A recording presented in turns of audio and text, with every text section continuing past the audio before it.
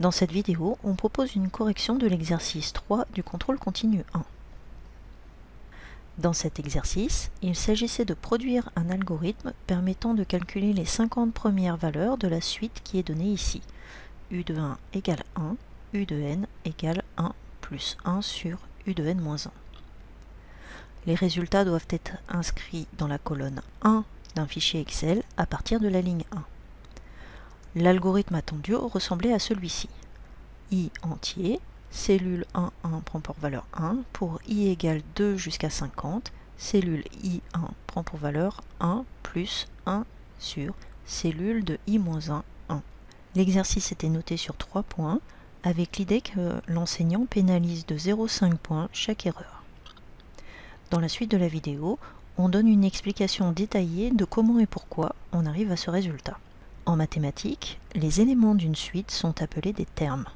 Les termes d'une suite sont indexés. En Inf 205, on étudie les suites dites récurrentes. Ce sont des suites qui sont définies par un ou plusieurs termes initiaux et une formule générale qui permet de calculer tous les autres termes de la suite.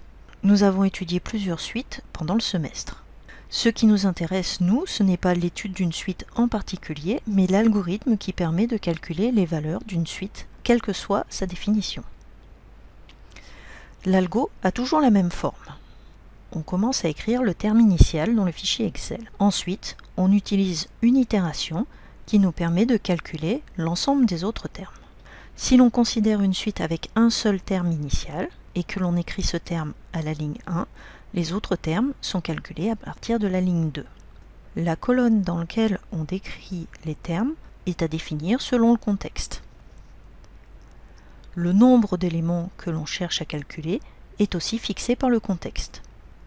La suite de l'examen étant celle-ci, l'élément initial est égal à 1 et la formule c'est 1 plus 1 sur cellule de i-1, colonne 1. Lorsque l'on a des suites avec plusieurs termes initiaux, il faut prévoir autant d'instructions d'initialisation qu'il y a de termes initiaux, comme par exemple ici dans Fibonacci. Si les deux premiers termes initiaux sont rangés à la ligne 1 et la ligne 2, alors le calcul général commence à la ligne 3. Quand on utilise la même forme d'un algorithme pour résoudre différents problèmes, on parle de schéma algorithmique. Connaître le schéma algorithmique pour implémenter les suites est une des compétences attendues dans cette UE.